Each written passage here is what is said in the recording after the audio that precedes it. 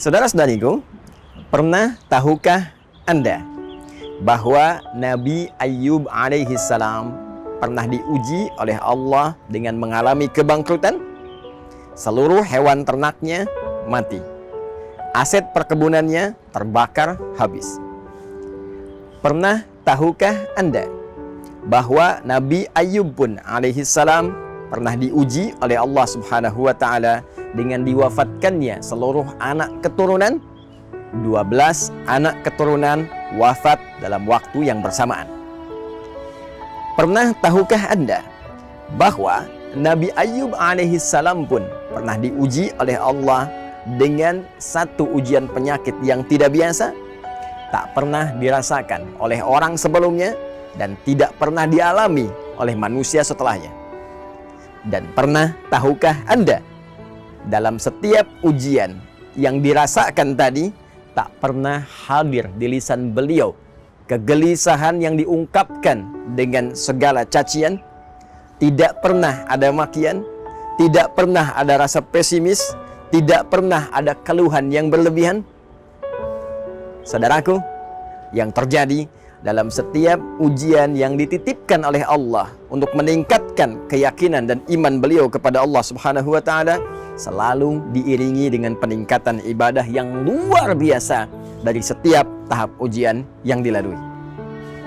Beliau justru baru bermohon kepada Allah Subhanahu wa taala agar dianugerahi kesembuhan saat penyakit yang dimaksudkan mulai terasa menghambat kualitas ibadah beliau kepada Allah Subhanahu wa taala.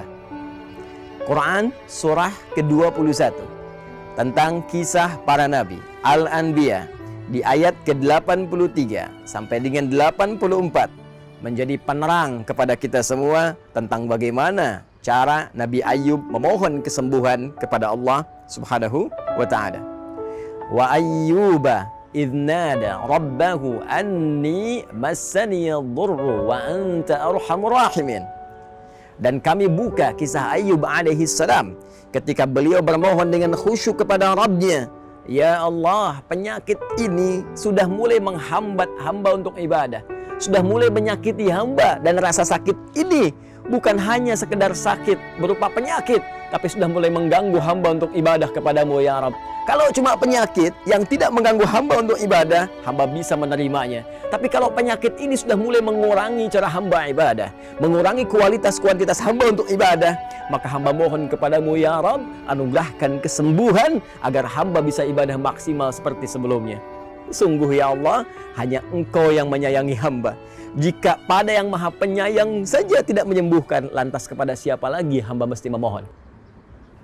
Pernah tahukah Anda ketika kalimat ini dipanjatkan, bagaimana respon ilahi dalam menjawabnya?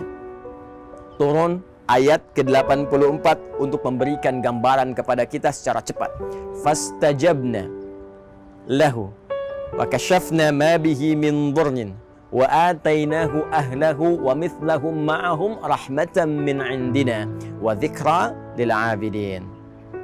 Tidak menunggu lama, Allah langsung merespon seruan hamba terkasihnya. Pada masa itu, Ayyub alaihi salam, kami langsung jawab doanya. Perhatikan kalimat Qur'annya. Kami langsung jawab doanya tanpa jeda, menggunakan huruf fa, harfu atfin rabitin baina syai'aini bila hudud.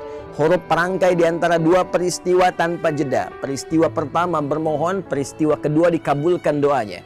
Antara bermohon dengan dikabulkan tanpa jeda. Fakashafna ma bihi min dhurr.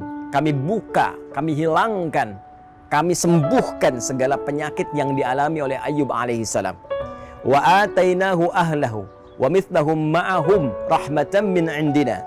Lalu kami pun dengan kesembuhan yang didapatkan oleh Ayyub anugerahkan kembali keturunan baru 2 kali lipat dari sebelumnya. Ayyub sembuh, berkumpul dengan istrinya lagi. Istri mengandung, melahirkan. Setiap lahir kembar, 12 kali lahir, 24 anak keturunan. Bahkan aset-aset yang dirasakan hilang sebelumnya, hewan-hewan ternak yang mati, perkebunan yang hancur terbakar, oleh Allah dikembalikan lagi 2 kali lipat dari aset sebelumnya yang dirasakan hilang. Yang menarik, Saudara-saudariku, Allah tidak memberhentikan firman-Nya pada kalimat berupa anugerah bagi Ayub alaihissalam saja. Namun ditutup ayat indah ini dengan firman-Nya wa dzikra lil abidin. Dan seluruh kisah ini saya buka, kata Allah, untuk menjadi pengingat, menjadi pedoman, petunjuk lil abidin bagi hamba-hamba Allah yang saleh, bagi hamba-hamba Allah yang mengerti, yang mau belajar dari setiap tahap-tahap ujian kehidupan. Seakan Allah ingin memberikan kesan kepada kita, hamba-hambanya yang hidup di masa kini. Saya buka kisah Ayub alaihissalam, boleh jadi kisah ini akan dialami oleh orang-orang di masa depan dengan keadaan yang berbeda, tapi substansi yang serupa. Bukankah di antara kita saat ini pernah mengalami kebangkrutan dalam usaha? Adakah di antara kita saat ini yang diuji dengan wafatnya 1 atau 2 anak keturunan? Adakah di antara kita saat ini yang diuji dengan penyakit yang tidak biasa? Namun bagaimana kita bersikap terhadap Allah Subhanahu wa Ta'ala dengan sekian ujian yang kita rasakan? Jangan-jangan alih-alih meningkatkan ibadah, betapa banyak keluhan keluar di lisan kita. Betapa banyak makian yang tidak pada tempatnya mengeluh di lisan kita.